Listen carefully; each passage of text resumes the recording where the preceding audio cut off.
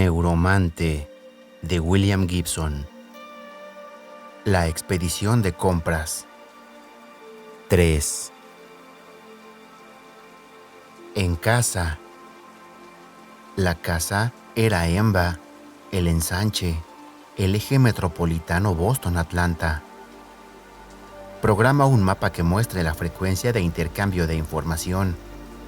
Cada 1000 megabytes, un único píxel en una gran pantalla. Manhattan y Atlanta arden en sólido blanco. Luego empiezan a palpitar. El índice de tráfico amenaza con una sobrecarga. Tu mapa está a punto de convertirse en una nova. Enfríalo. Aumenta la escala. Cada píxel, 1.000.000 de megabytes. A 100 millones de megabytes por segundo comienzas a distinguir ciertos bloques del área central de Manhattan, contornos de centenarios parques industriales en el centro antiguo de Atlanta. Case despertó de un sueño de aeropuertos, de las oscuras ropas de cuero de Molly moviéndose delante de él a través de los vestíbulos de Narita, Schiphol, Orly. Se vio a sí mismo comprar una botella plástica de vodka danés en un kiosco 1 hora antes del amanecer. En algún lugar de las raíces de cemento armado del ensanche, un tren empujó una columna de aire enrarecido a través de un túnel. El tren mismo era silencioso, deslizándose sobre su colchón de inducción, pero el aire desplazado hacía que el túnel cantara en tonos cada vez más graves hasta llegar a frecuencias subsónicas. La vibración alcanzó el cuarto donde él descansaba y una nube de polvo se levantó de las grietas del reseco suelo de madera. Al abrir los ojos vio a Molly, desnuda y apenas fuera de su alcance, al otro lado de una superficie de acolchado sintético, rosado y muy nuevo. En lo alto, el sol se filtraba por la tiznada rejilla de un tragaluz. Un pedazo de medio metro de vidrio había sido reemplazado por una plancha de madera. De ahí emergía un grueso cable gris cuyo extremo pendía a pocos centímetros del suelo. Acostado de lado, observó cómo Molly respiraba. Le miró los pechos, la curva de un flanco que se alargaba con la funcional elegancia del fuselaje de un avión de guerra. Tenía un cuerpo menudo, pulcro, con músculos de bailarina. El cuarto era amplio. Case se levantó. En el cuarto no había otra cosa que el amplio bloque rosado de la cama y 2 bolsas de nylon nuevas e idénticas junto a ella. Paredes ciegas, sin ventanas. Una puerta de emergencia de acero pintada de blanco. Las paredes estaban cubiertas con innumerables capas de látex blanco. Un espacio de fábrica. Conocía ese tipo de habitación, ese tipo de edificio. Los inquilinos operaban en la zona intermedia, donde el arte no llegaba a ser crimen, ni el crimen llegaba a ser arte. Estaba en casa. Puso los pies en el suelo de pequeños bloques de madera. Algunos faltaban, otros estaban sueltos. Le dolía la cabeza. Recordó Ámsterdam. Otra habitación en el casco antiguo del Centrum, edificios centenarios. Molly regresando de la orilla del canal, con jugo de naranja y huevos. Armitage había partido a alguna críptica expedición. Los dos atravesaron solos la plaza de Dam hasta un bar que ella conocía en la avenida de Damrak. París era un sueño borroso. De compras, ella lo había llevado de compras. Se levantó, al tiempo que se ponía unos arrugados tejanos negros y nuevos que estaban al pie de la cama, y se arrodilló junto a las bolsas. La primera que abrió era la de Molly, ropa cuidadosamente doblada y pequeños dispositivos de costoso aspecto. La segunda estaba atiborrada de cosas que él no recordaba haber comprado: libros, cintas, una consola SimSteam, prendas con etiquetas italianas y francesas. Descubrió, bajo una camiseta verde, un paquete plano y envuelto en origami, papel japonés reciclado. El papel se rasgó cuando alzó el paquete. Una brillante estrella de 9 puntas cayó y se clavó en una grieta del parque. «Un souvenir», dijo Molly.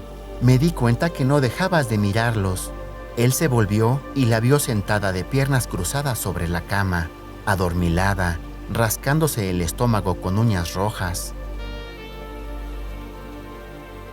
Alguien vendrá más tarde a asegurar este lugar, dijo Armitage. Estaba de pie en el umbral, con una anticuada llave magnética en la mano.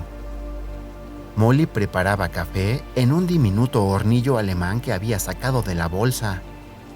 «Yo puedo hacerlo», dijo ella. «Tengo el equipo necesario. Sensores infrarrojos, alarmas». «No», dijo él, cerrando la puerta. «Lo quiero sin fallos». «Como gustes». Ella llevaba una camiseta de tejido abierto metida en unos holgados pantalones negros de algodón. ¿Ha sido usted policía, señor Armitage?, preguntó Case desde donde estaba sentado, la espalda apoyada en la pared. Armitage no era más alto que Case, pero sus anchos hombros y su postura militar parecían llenar el marco de la puerta.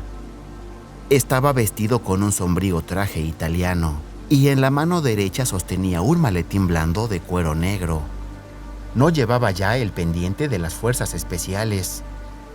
Las hermosas e inexpresivas facciones tenían la rutinaria belleza de las tiendas de cosméticos, una conservadora amalgama de los principales rostros que habían aparecido en los medios de comunicación de la década anterior.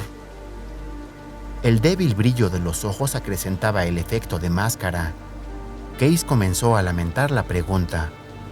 «Muchos de los de las fuerzas terminaron siendo policías, quiero decir, o vigilantes privados», agregó Case, incómodo. Molly le pasó una humeante taza de café. «Lo que usted les hizo hacer con mi páncreas parece cosa de policías». Armitage cruzó la habitación y se detuvo frente a Case. «Eres un chico afortunado, Case. Tendrías que darme las gracias». «¿De veras?» Case sopló su café ruidosamente. «Necesitabas un páncreas nuevo. El que te compramos te libra de una peligrosa dependencia». «Gracias, pero me gustaba aquella dependencia». «Muy bien, porque ahora tienes una nueva». «¿Cómo es eso?» Case levantó la vista. Armitage sonreía. «Tienes 15 saquitos de toxina sujetos a las paredes de varias arterias mayores, Case. Se están disolviendo, muy despacio pero disolviéndose sin lugar a dudas. Cada uno contiene una micotoxina. Ya estás familiarizado con el efecto de esa micotoxina. Es la misma que tus jefes anteriores te dieron en Memphis». Case parpadeó, mirando a la máscara sonriente. «Tienes tiempo para hacer lo que te pediré, Case, pero nada más. Haz el trabajo y podré inyectarte una enzima que soltará los saquitos sin abrirlos. Luego necesitarás un cambio de sangre. Si no, los sacos se disuelven y tú vuelves a lo que eras. Así que ya lo sabes, Case, nos necesitas. Nos necesitas tanto como cuando te recogimos en la alcantarilla». Case miró a Molly. Ella se encogió de hombros. «Ahora ve al montacargas y trae las cajas que hay allí». Armitage le dio la llave magnética. «Adelante. Te va a gustar, Case, como la mañana de Navidad». Verano en el ensanche. En los centros comerciales, la muchedumbre ondeaba como hierba mecida por el viento, un campo de carne traspasado por súbitas corrientes de necesidad y gratificación. Se sentó junto a Molly al sol tamizado, sobre el borde de una fuente de cemento, dejando que el infinito desfile de rostros recapitulase las etapas de su vida. Primero, un niño de ojos adormilados, un muchacho callejero, las manos relajadas y lisas a los lados. Después, un adolescente, la cara lisa y críptica bajo gafas rojas. Case recordó una pelea en un tejado a los 17 años, un combate silencioso en el resplandor rosado de la geodesia del alba. Se movió sobre el cemento, sintiendo lo áspero y frío a través de la delgada tela negra. Nada allí se parecía a la eléctrica danza de Ninsei. El comercio era aquí diferente, otro ritmo, con un olor de comidas rápidas y perfume, y un fresco sudor de verano. Con la consola esperándolo, una Cyberspace 7 Ono Sendai. Habían llenado el cuarto con las abstractas formas blancas de las piezas de poliestireno, arrugadas láminas de plástico y cientos de granos blancos. La Ono Sendai, el ordenador Hosaka más caro del año siguiente, un monitor Sony, una docena de discos de hielo de primera calidad, una cafetera Brown. Armitage se limitó a esperar a que Case aprobara cada una de las piezas. ¿A dónde fue?, había preguntado Case a Molly. Le gustan los hoteles, los grandes, cerca de los aeropuertos si es posible. Bajemos a la calle. Ella se había enfundado en un viejo chaleco militar con una docena de bolsillos extraños y se había puesto unas enormes gafas de sol de plástico negro que le cubrían por completo los injertos especulares. ¿Ya sabías lo de esa mierda de las toxinas?, le preguntó él junto a la fuente. Ella negó con la cabeza. ¿Crees que es verdad? Tal vez sí, tal vez no. Todo es posible. ¿Sabes cómo puedo averiguarlo? No, dijo ella, indicando silencio con la mano derecha. Ese tipo de locura es demasiado sutil para que aparezca en un rastreo. Movió otra vez la mano. Espera. Y de todos modos, a ti no te importa demasiado. Te vi acariciar esa Sendai. Eso era pornográfico, amigo. Se echó a reír. ¿Y a ti cómo te tiene amarrada? ¿Con qué locura ha pescado a la chica trabajadora? Orgullo profesional, nene. Eso es todo. Y de nuevo el gesto de silencio. Vamos a desayunar, ¿te parece? Huevos, tocino verdadero. Es probable que te mate. Hace tanto tiempo que comes esa basura reciclada de krill de chiva. Sí, vamos, iremos en metro hasta Manhattan y nos daremos un desayuno de verdad.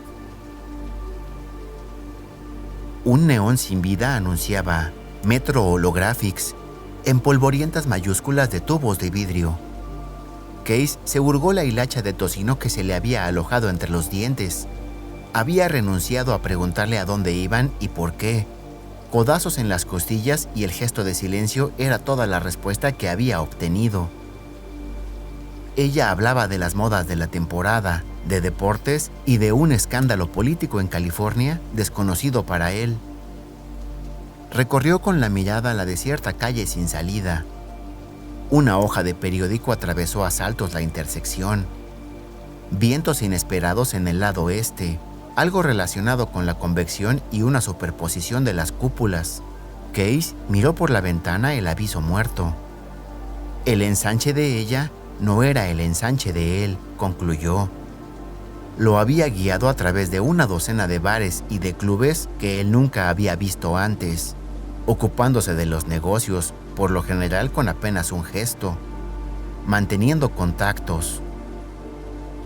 Algo se movía en las sombras detrás de Metro Holographics. La puerta era una plancha corrugada.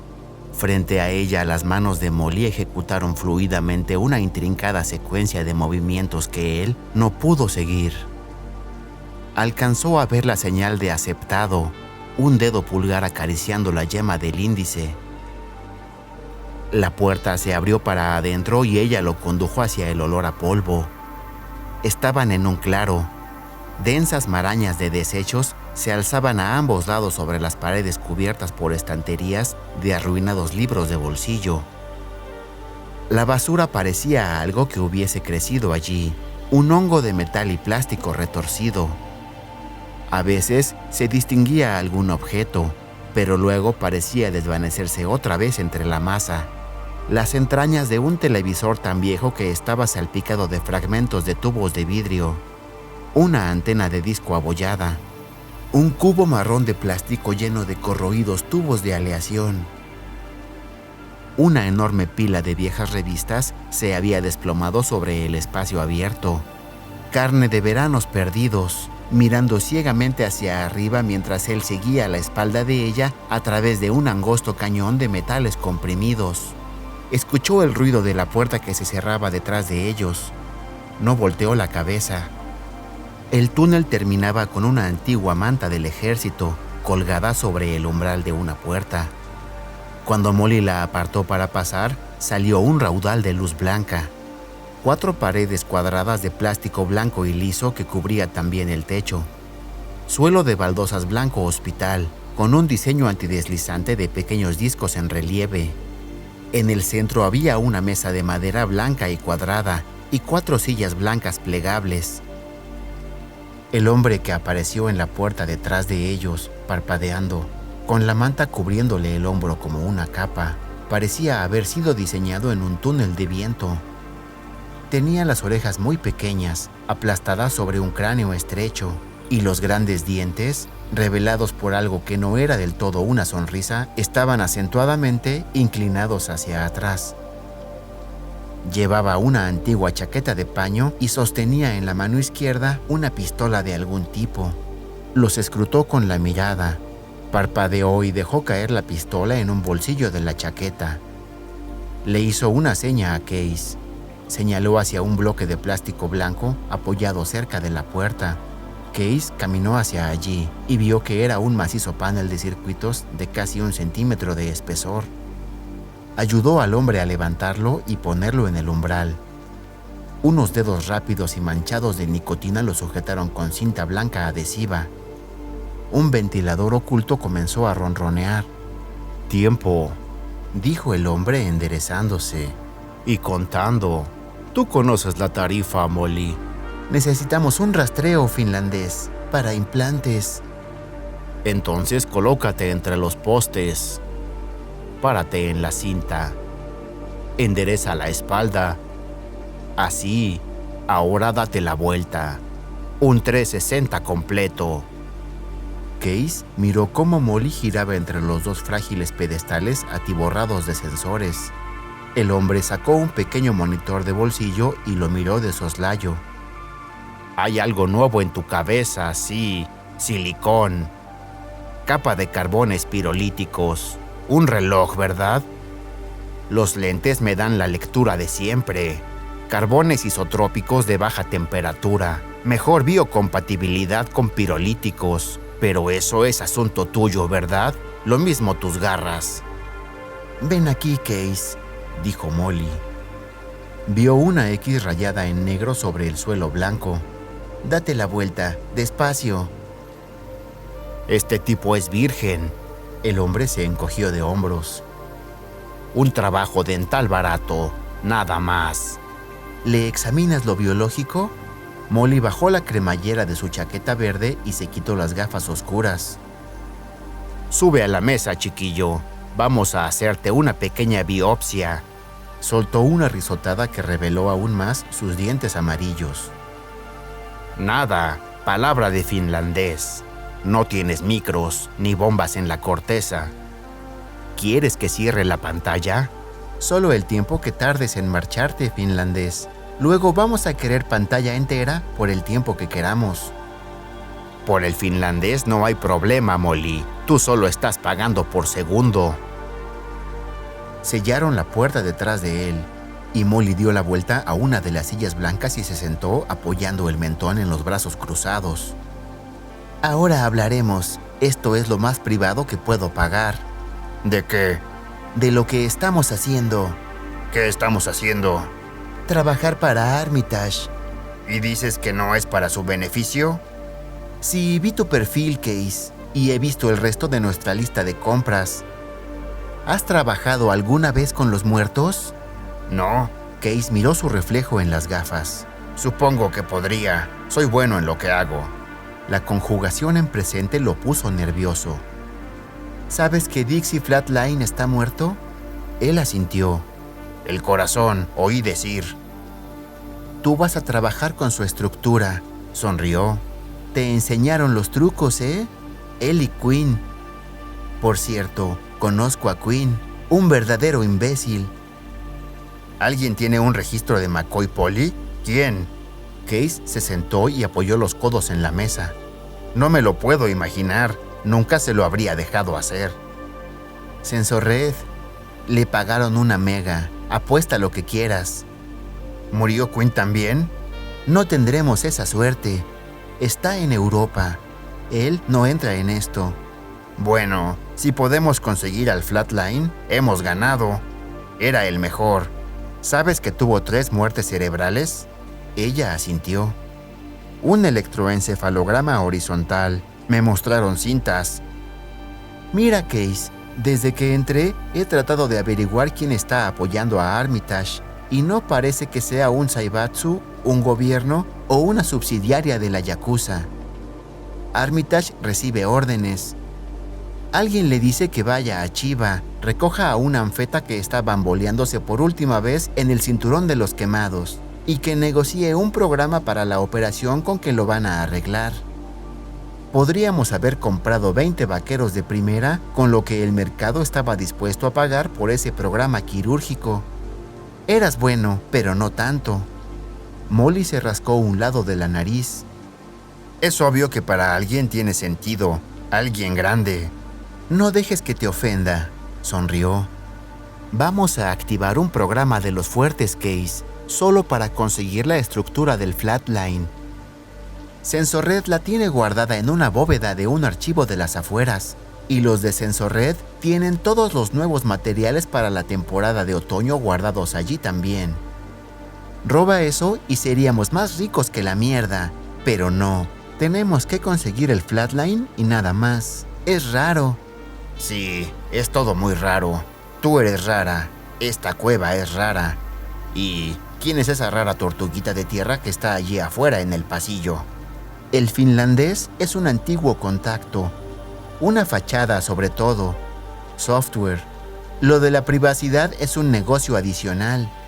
Pero hice que Armitage le dejara ser nuestro técnico aquí, así que más tarde, cuando lo veas, tú nunca lo has visto, ¿entendido? ¿Y qué es lo que Armitage ha puesto a disolver dentro de ti? Yo soy un modelo fácil, sonrió. Uno es las cosas que uno hace bien, ¿no es cierto? Tú tienes que cazar, yo tengo que pelear. La miró fijamente. Entonces dime qué sabes de Armitage. Para comenzar, nadie llamado Armitage tomó parte en Puño Estridente. Lo verifiqué. Pero eso no significa mucho. No creo que sea uno de esos tipos que llegaron a escapar. Alzó y dejó caer los hombros. Un asunto importante y lo único que tengo son comienzos. Tamborileó con las uñas en el respaldo de la silla. Pero tú eres un vaquero, ¿verdad?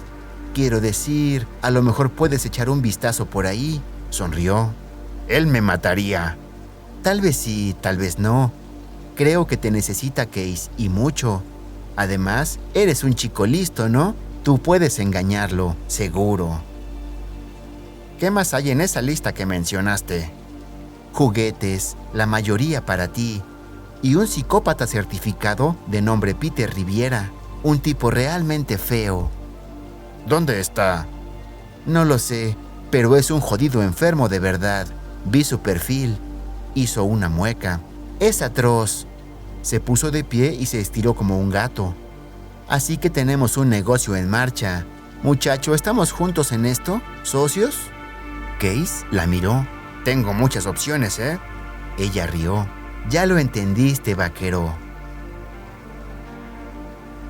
La matriz tiene sus raíces en las primitivas galerías de juego, dijo la voz, en los primeros programas gráficos y en la experimentación militar con conexiones craneales. En el Sony, una guerra espacial bidimensional se desvaneció tras un bosque de helechos matemáticamente generados, demostrando las posibilidades espaciales de las espirales logarítmicas. Una secuencia militar pasó en fríos y azules destellos. Animales de laboratorio conectados a sistemas de sondeo. Cascos enviando señales a circuitos de control de incendios en tanques y aviones de combate. El ciberespacio. Una alucinación consensual experimentada diariamente por billones de legítimos operadores en todas las naciones.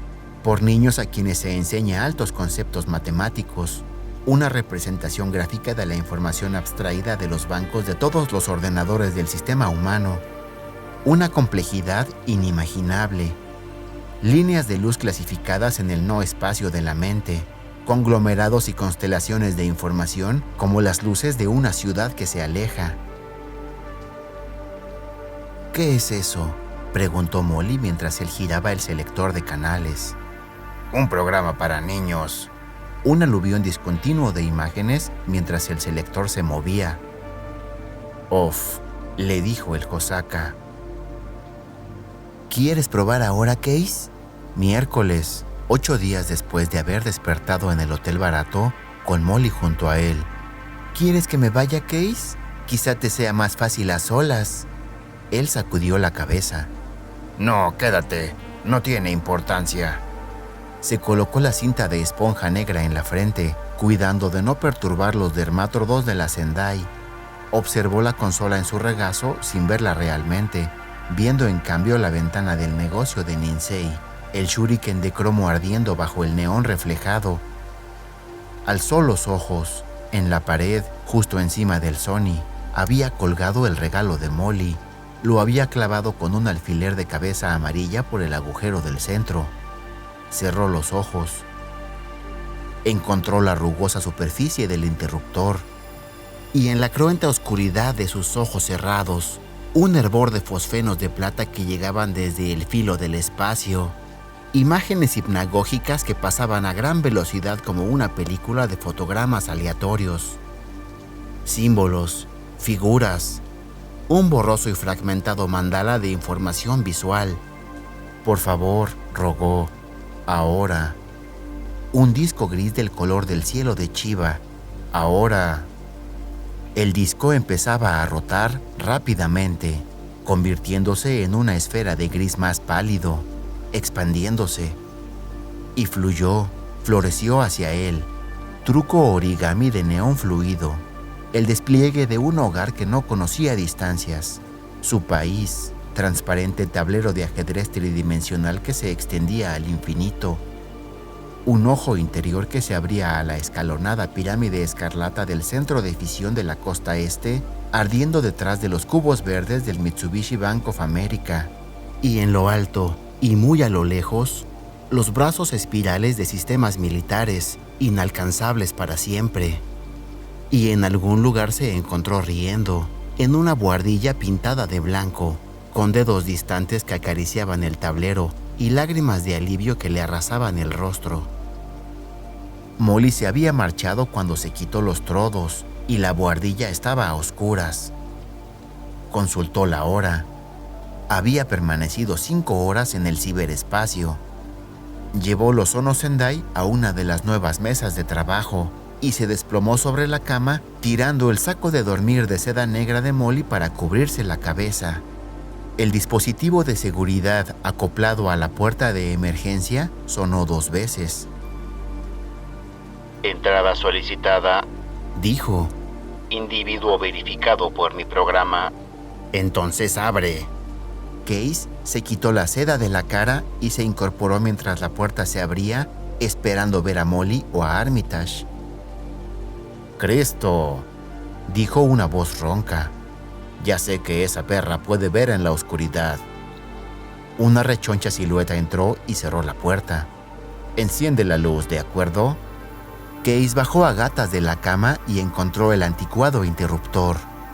«Soy el finlandés», dijo, y miró a Case con expresión de advertencia. Case. Mucho gusto, estoy seguro. Estoy haciendo un hardware para tu jefe, parece. El finlandés sacó un paquete de partagás y encendió uno. El olor a tabaco cubano llenó la habitación.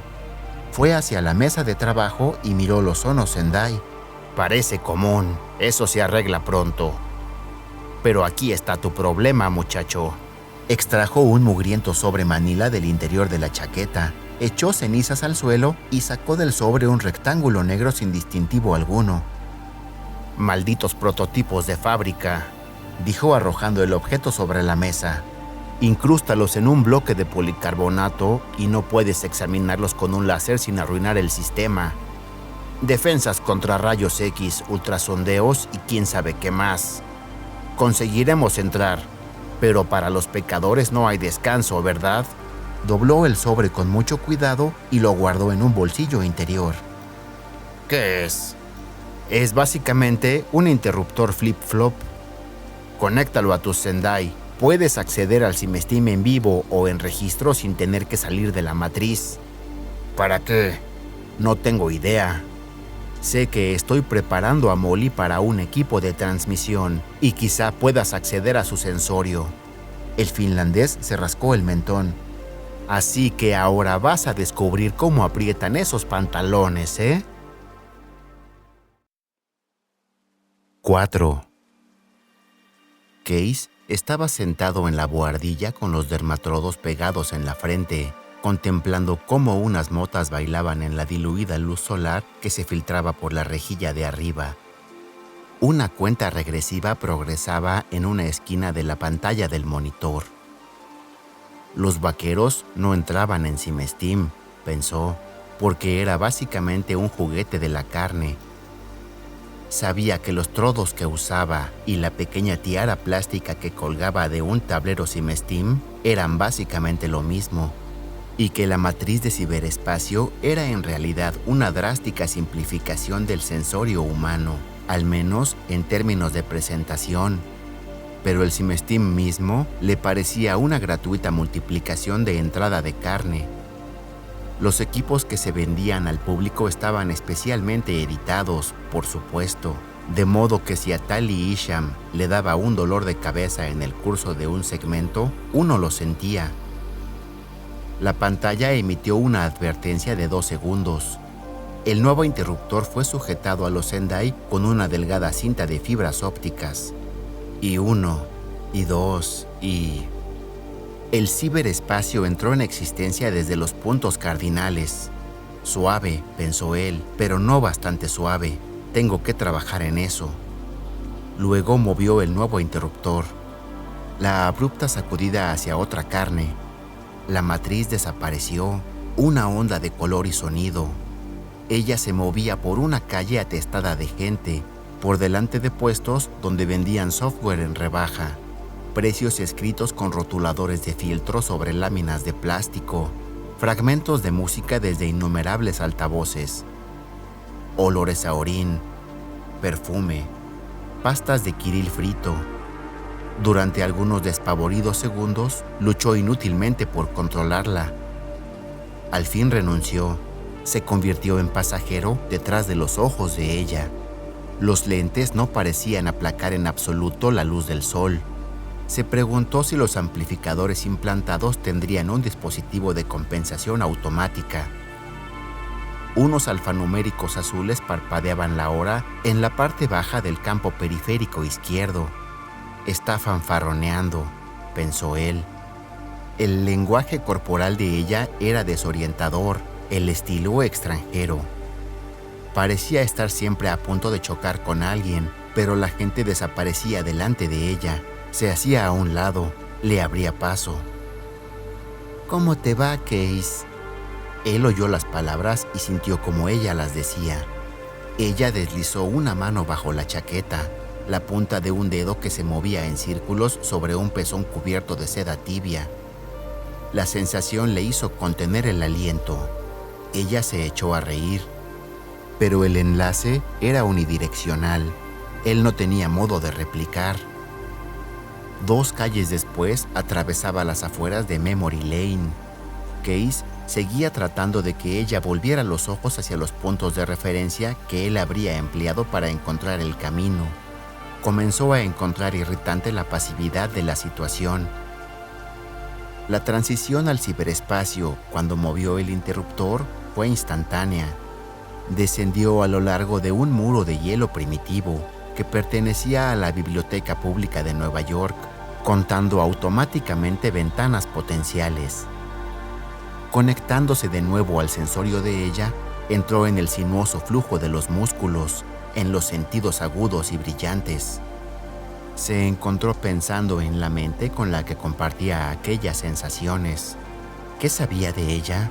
Que era otra profesional, que decía que ella era lo que hacía para ganarse la vida, como él. Sabía cómo se había movido hacia él, antes, cuando despertó, el mutuo gruñido de unidad cuando él entró en ella, y que le gustaba el café negro. Ella iba hacia uno de los dudosos centros de alquiler de software que bordeaban Memory Lane. Había una quietud, un silencio. El pasillo central estaba bordeado por casetas. La clientela era joven, adolescentes casi todos. Parecía que les hubiesen implantado conexiones de carbono detrás de la oreja izquierda, pero ella no se fijaba en ellos.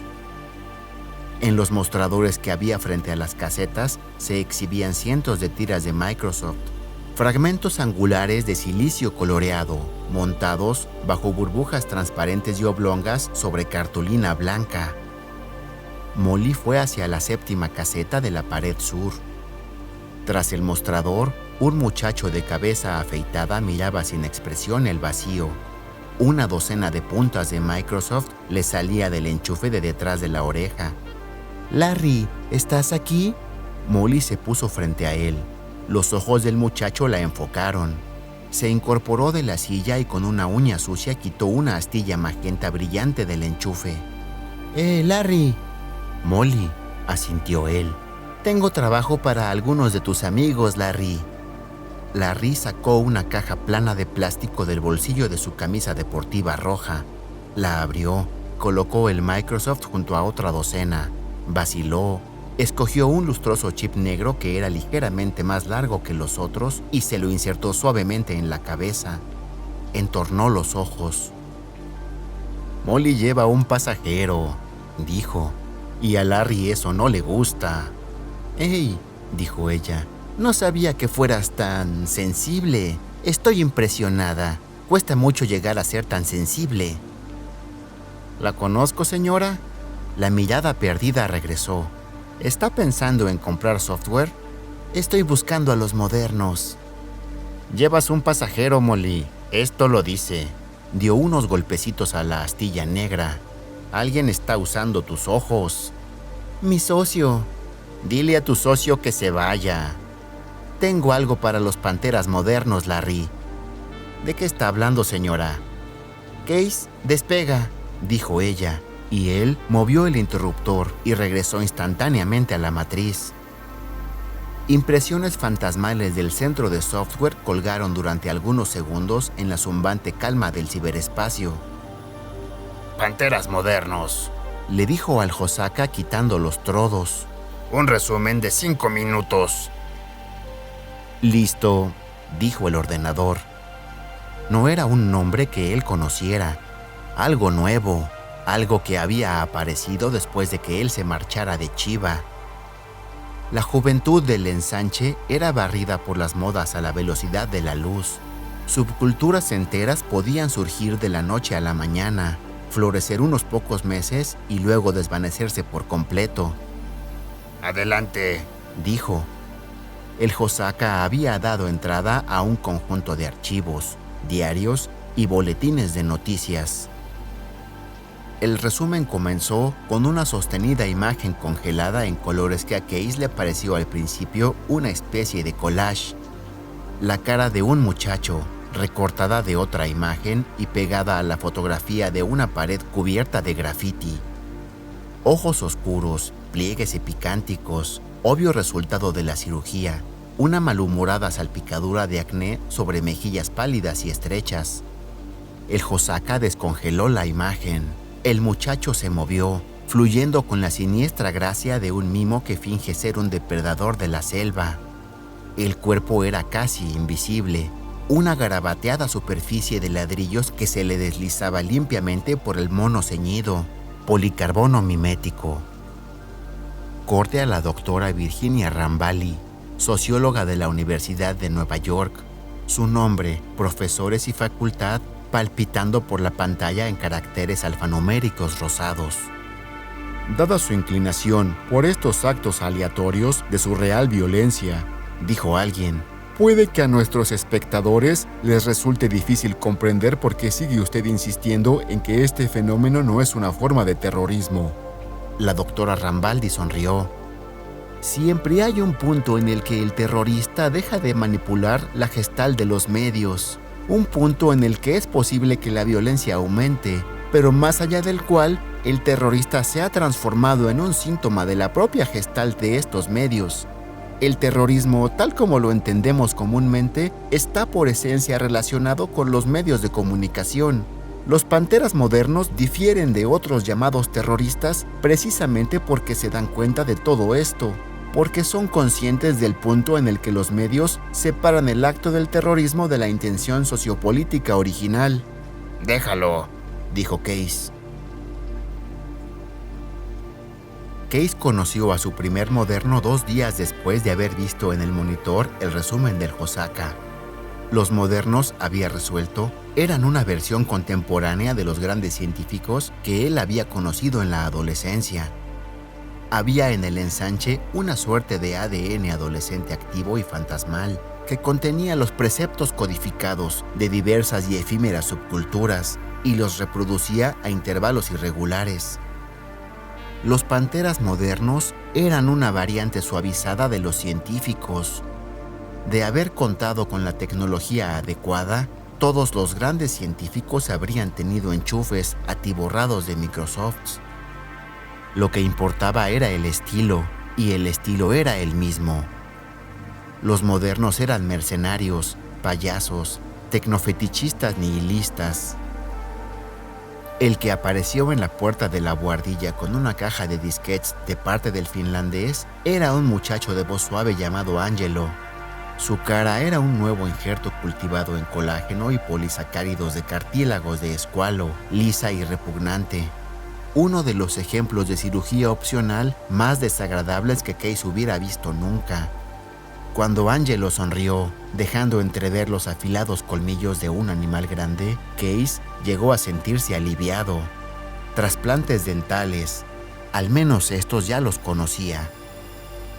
No debes dejar que unos críos de mierda te hagan sentir la brecha generacional, dijo Molly. Case asintió, absorto en las figuras del hielo Sensorred. Ahora sí, esto es lo que él era, quién era. Olvidó comer. Molly dejó paquetes de arroz y bandejas plásticas de sushi en una esquina de la larga mesa. A veces se resistía a tener que dejar el tablero para utilizar el inodoro químico que habían instalado en un rincón de la buhardilla. En la pantalla se formaban y volvían a formarse dibujos de hielo mientras él tanteaba en busca de brechas, esquivaba las trampas más obvias y trazaba la ruta que tomaría a través del hielo de la Sensorred. Era un buen hielo, un hielo estupendo. Los dibujos ardían mientras él yacía con el brazo bajo los hombros de Molly, contemplando el rojo amanecer a través de la rejilla de acero de la claraboya. Un laberinto multicolor de puntos electrónicos fue lo primero que vio al despertar. Iría directamente al tablero sin molestarse en vestirse y se conectaría. Estaba entrando, estaba trabajando. Perdió la cuenta de los días. Y a veces al quedarse dormido, especialmente cuando Molly partía de viaje de reconocimiento con una cuadrilla de modernos contratados, le llegaban imágenes de Chiba, rostros y neón de Ninsei. Una vez despertó de un confuso sueño con Linda Lee, sin poder recordar quién era ella ni qué había significado para él. Cuando consiguió acordarse, volvió al trabajo y trabajó 9 horas seguidas. La penetración en el hielo de la Sensorred le llevó en total 9 días. Dije una semana, dijo Armitage, incapaz de esconder su satisfacción cuando Case le mostró su plan para el programa. Te has tomado tu tiempo. No jodas, dijo Case sonriendo a la pantalla. Esto es un buen trabajo. Sí, admitió Armitage. Pero no dejes que se te suba a la cabeza. Comparado con lo que tendrás que afrontar, esto es un juguete de videogalería. Te amo, madre gata, susurró el enlace de los panteras modernos. La voz sonaba como estática modulada en los audífonos de Case. Atlanta, carnada, parece que ahora sí. Adelante, ¿entendido? La voz de Molly se oía un poco más clara. Escuchar es obedecer. Los modernos de Nueva Jersey utilizaban un plato receptor reticulado para que la señal codificada rebotara en un satélite de los Hijos del Cristo Rey en órbita geosincrónica sobre Manhattan. Preferían considerar toda la operación como un complicado chiste privado, y su elección de los satélites de comunicación parecía haber sido deliberada. Las señales de Molly estaban siendo transmitidas desde un plato parabólico de 1 metro de diámetro, sujeto con resina epóxica a la azotea de una torre bancaria de cristal negro, casi tan alta como el edificio del ascenso Red. Atlanta. El código de reconocimiento era sencillo: de Atlanta a Boston, a Chicago y a Denver, 5 minutos para cada ciudad. Si alguien lograba interceptar la señal de Molly, decodificarla, sintetizar su voz, el código avisaría a los modernos. Si ella permaneciese más de 20 minutos dentro del edificio, sería muy poco probable que saliera. Case bebió el último trago de café, acomodó los trozos y se rascó el pecho bajo la camiseta negra.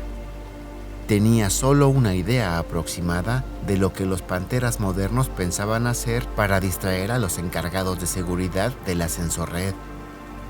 La tarea de los modernos era asegurar que el programa de intrusión que él había escrito se conectara a los sistemas Ascenso Red cuando Molly lo necesitase. Observó la cuenta regresiva en la esquina de la pantalla. 2, 1. Tomó el mando y activó el programa. Línea principal. Susurró el enlace. Su voz era el único sonido mientras Case se adentraba en los estratos fulgurantes del hielo Ascenso Red. Conectó con el SIM-STEAM y penetró en el sensorio de Molly. El codificador enturbió levemente la entrada visual. Ella estaba de pie frente a una pared de espejos salpicados de dorado, en el gran vestíbulo blanco del edificio mascando chicle, aparentemente fascinada por su propia imagen. Aparte de las enormes gafas de sol que ocultaban las lentes especulares implantadas, conseguía en gran medida dar la impresión de pertenecer a aquel lugar. Otra muchacha turista con la esperanza de ver a Tali Isham. Llevaba un impermeable de plástico rosado, una camiseta blanca de red, holgados pantalones blancos de un corte que había estado de moda en Tokio el año anterior. Sonreía inexpresivamente y hacía globos con el chicle. Case tuvo ganas de reír. Podía sentir la cinta de microporos en las costillas de ella, sentir las pequeñas unidades planas bajo la cinta y el codificador. El micrófono pegado a su cuello casi podía pasar por un dermodisco analgésico. Dentro de los bolsillos de la chaqueta rosada, las manos se abrían y cerraban sistemáticamente en una serie de ejercicios de relajamiento. Tardó unos cuantos segundos en darse cuenta de que la extraña sensación en los extremos de los dedos de Molly era provocada por las cuchillas que se asomaban y se retraían. Regresó. El programa ya había alcanzado la quinta puerta.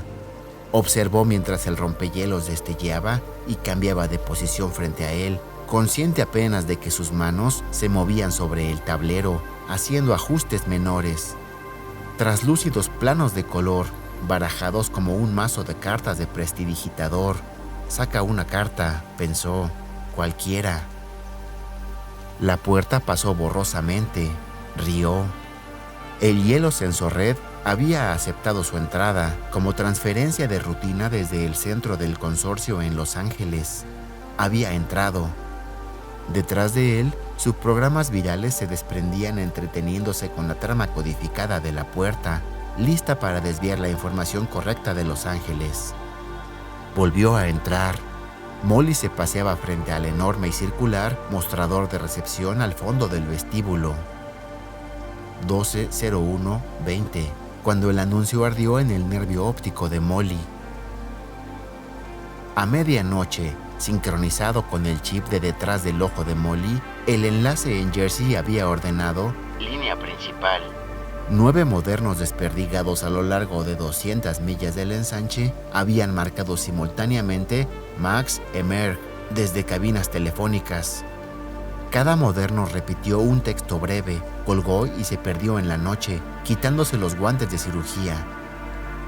9 centrales de policía y agencias de seguridad pública absorbieron la información de que una oscura subsecta de fundamentalistas cristianos acababa de reivindicar la introducción de dosis clínicas de un psicoactivador prohibido llamado Azul 9 en el sistema de ventilación de la pirámide Ascenso Red.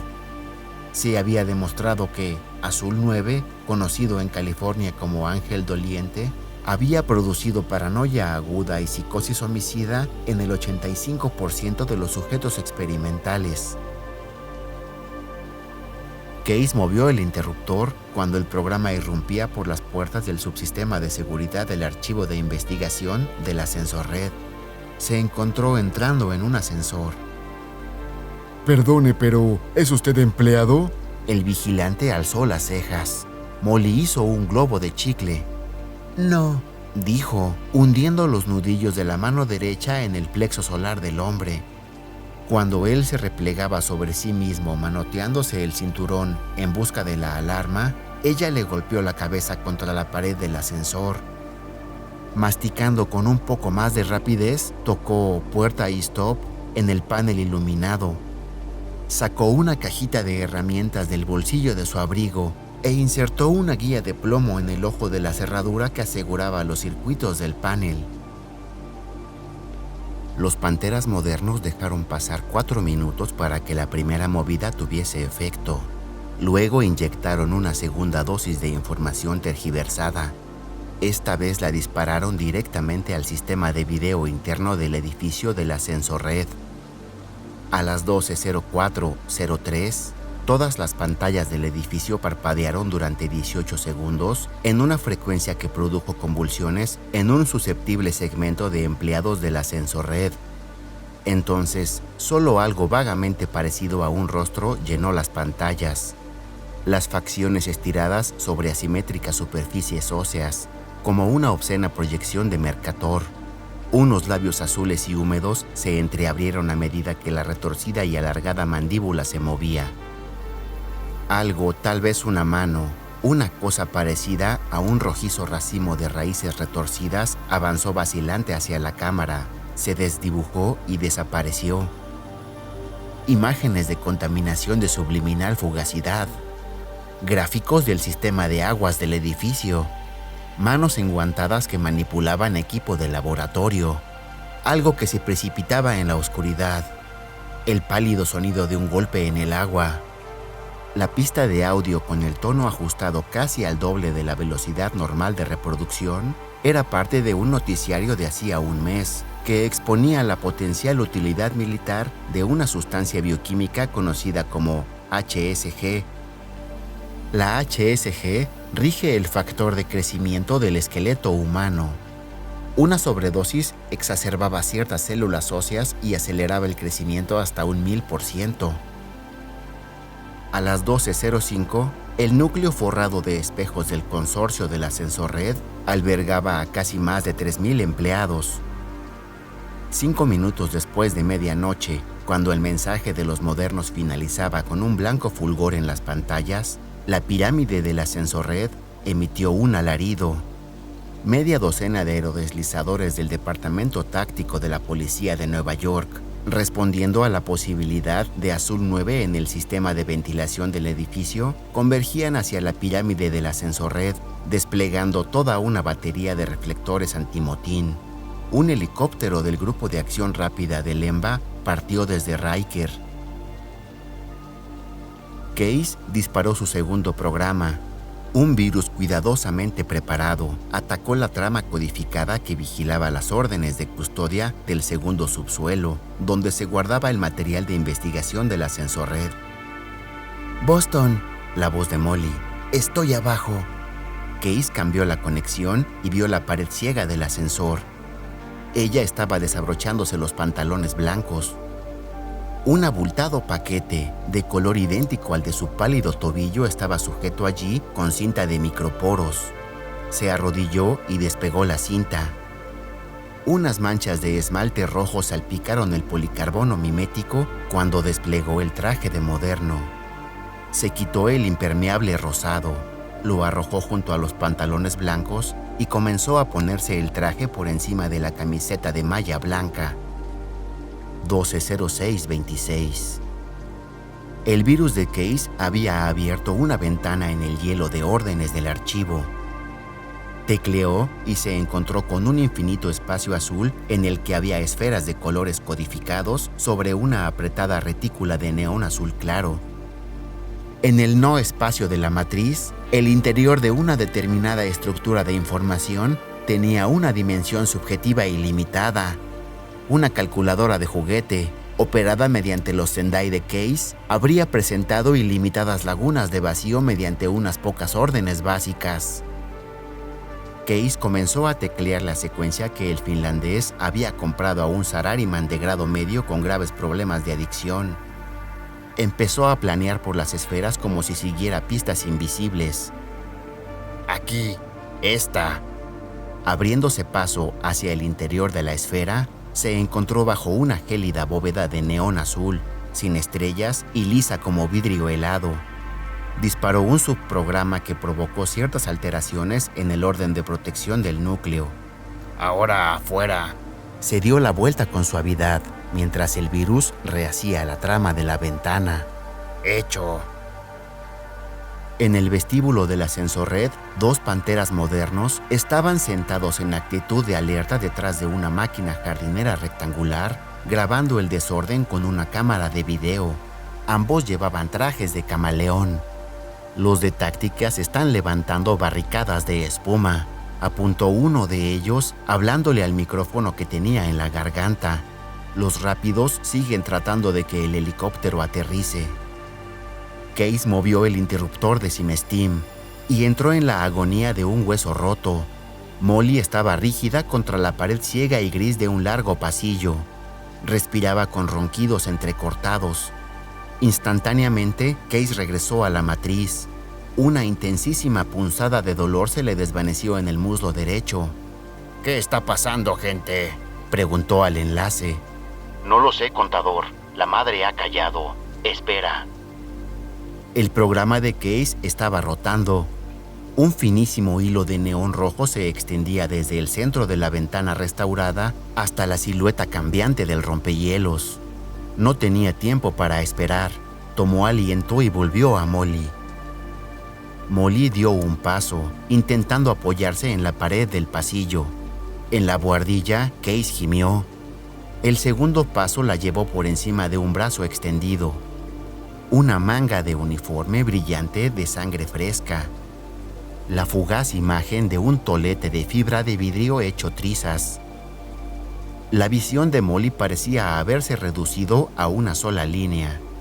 Cuando dio el tercer paso, Case gritó y se encontró de nuevo en la matriz. «¿Gente? Boston, cariño». La voz apretada por el dolor tosió. «Problemitas con los nativos. Creo que uno de ellos me rompió la pierna». ¿Qué necesitas ahora, madre gata? La voz del enlace era distinta, casi perdida entre la estática. Case hizo un esfuerzo y volvió a conectar. Molly estaba apoyada en la pared, cargando todo su peso sobre la pierna derecha. Buscó en el bolsillo de canguro del traje y sacó una lámina de plástico tachonada con dermodiscos multicolores. Escogió 3 y los apretó con fuerza en la muñeca izquierda, sobre las venas. 6,000 microgramos de endorfina análoga descendieron sobre el dolor como un martillo y lo hicieron pedazos. La espalda se le arqueó convulsivamente. Unas ondas rosadas de calor le invadieron los muslos. Suspiró y se relajó poco a poco. «Está bien, gente. Ahora está bien. Pero cuando salga necesitaré un equipo médico. Dile a mi gente, contador, estoy a 2 minutos del blanco. ¿Puedes quedarte?» Dile que estoy dentro y me quedo, dijo Case. Molly comenzó a cojear por el pasillo. La única vez que miró hacia atrás, Case vio los cuerpos retorcidos de 3 vigilantes de la Sensorred. Uno de ellos parecía no tener ojos. Los de tácticas y los rápidos han sellado la planta baja, madre gata. Barricadas de espuma.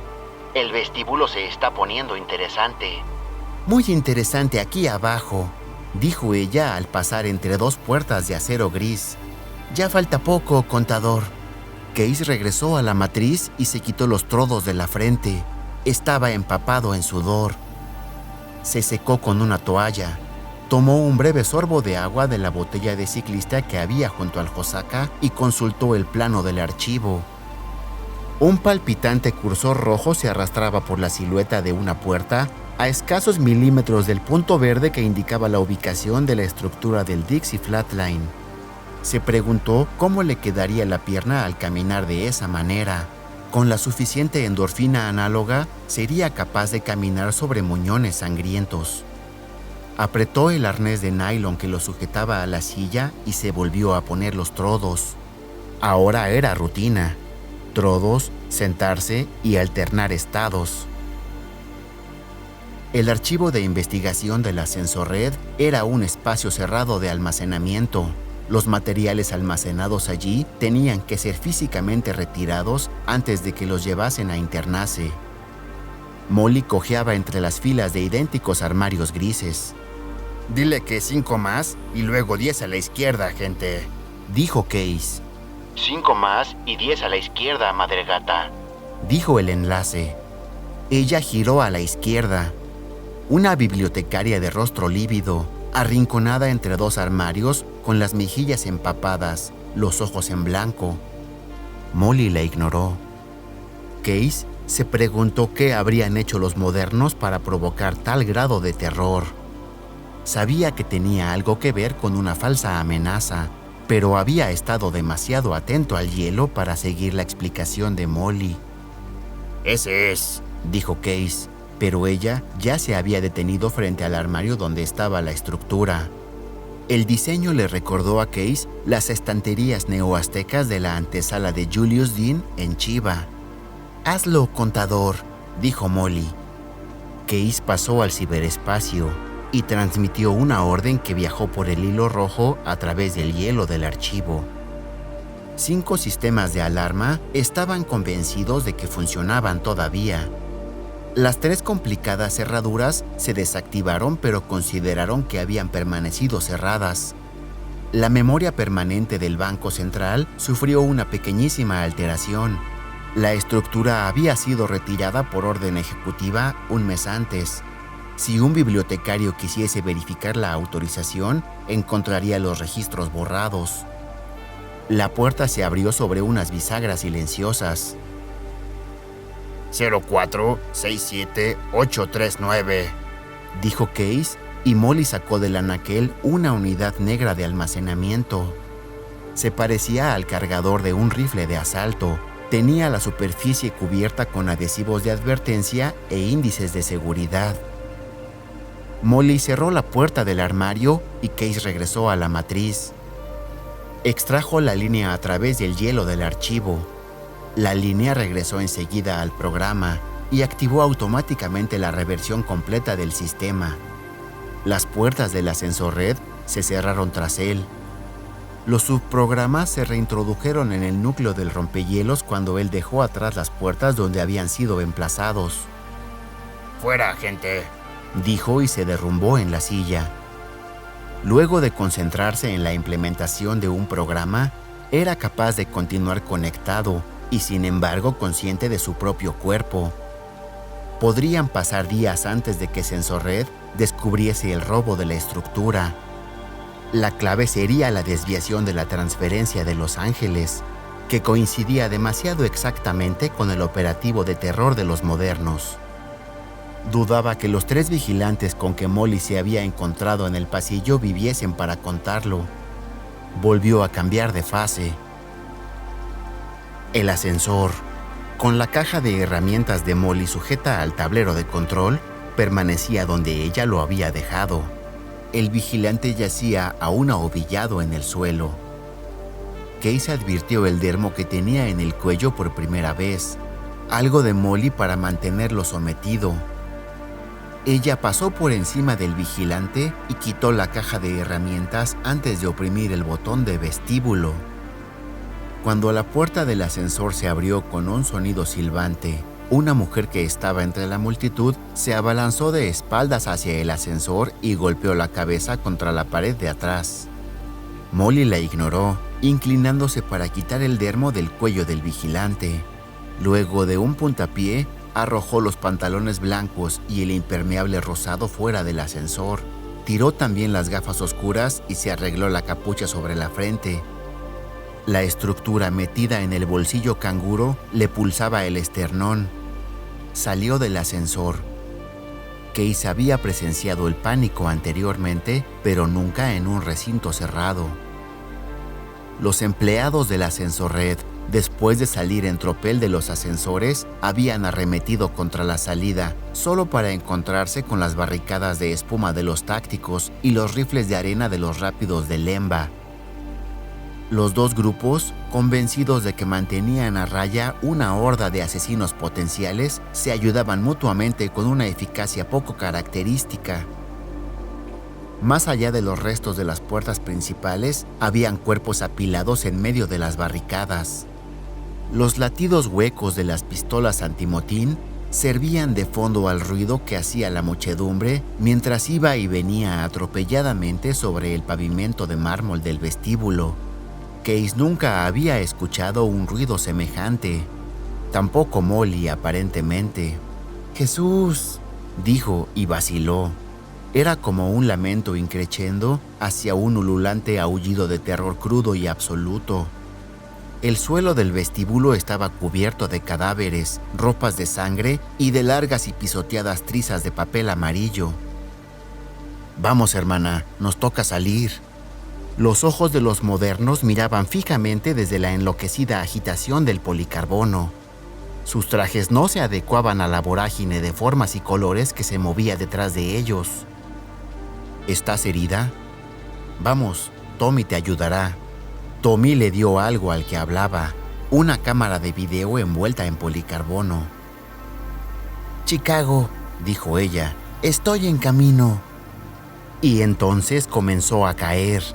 No sobre el suelo de mármol, salpicado de sangre y vómito, sino a un pozo tibio como la sangre, al silencio y la oscuridad. El líder de los Panteras modernos, quien se presentó como Lupus Yonderboy, llevaba un traje de policarbono con un dispositivo de grabación que le permitía reproducir sonidos de fondo a voluntad. Posado sobre la mesa de trabajo de Case como una especie de gárgola de arte de vanguardia, miraba a Case y a Armitage con ojos entornados. Sonreía. Tenía el pelo rosado. Una selva multicolor de Microsoft se erizaba detrás de su oreja izquierda, que era puntiaguda y estaba coronada por más pelos rosados. Le habían modificado las pupilas para que captara la luz como las de un gato. Case le miró el traje, sobre el que se movían colores y texturas. «No supiste controlar la situación», dijo Armitage.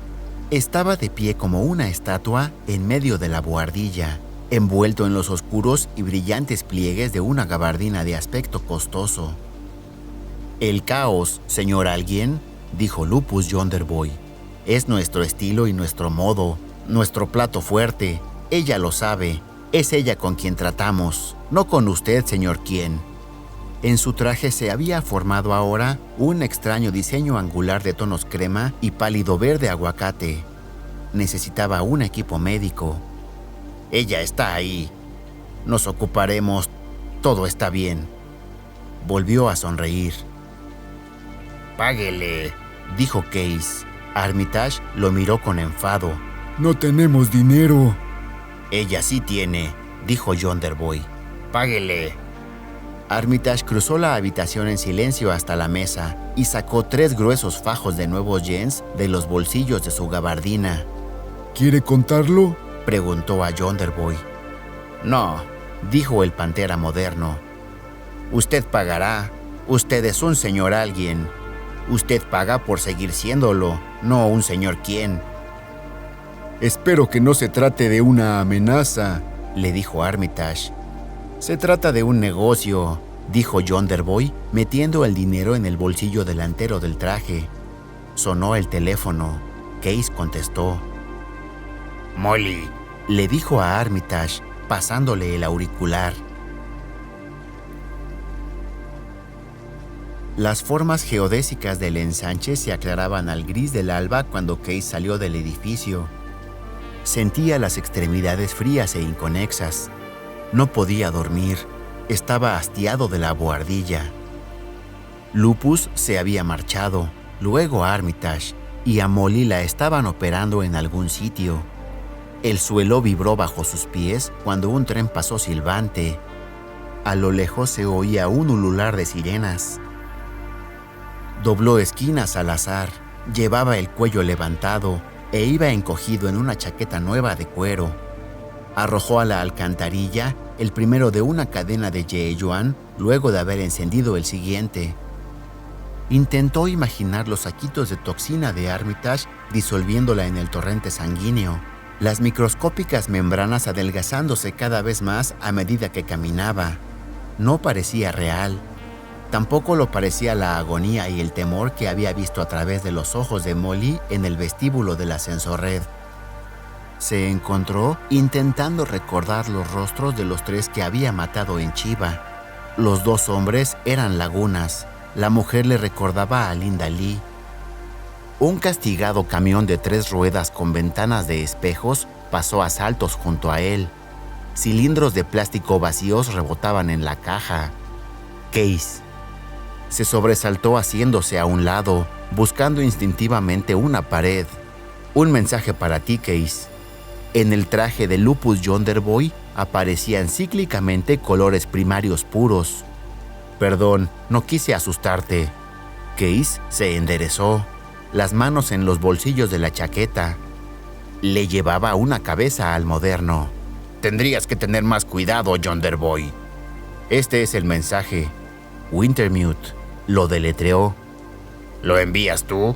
Case dio un paso adelante. No, dijo Yonder Boy. Te lo envían. ¿Quién? Wintermute, repitió Yonder Boy, moviendo la cabeza y bamboleando el copete de pelo rosado. El traje se le puso negro mate, una sombra de carbonilla contra el viejo cemento. Ejecutó brevemente unos extraños pasos de danza, agitando los brazos delgados y negros, y desapareció. No. Allí, una capucha que escondía el rosado, el traje del exacto color gris, salpicado y manchado como la acera que pisaba. Los ojos reflejaron el rojo de un semáforo, y luego desapareció de verdad. Case cerró los ojos y se los frotó con dedos entumecidos, apoyado en la ruinosa pared de ladrillos. Ninsei había sido mucho más simple.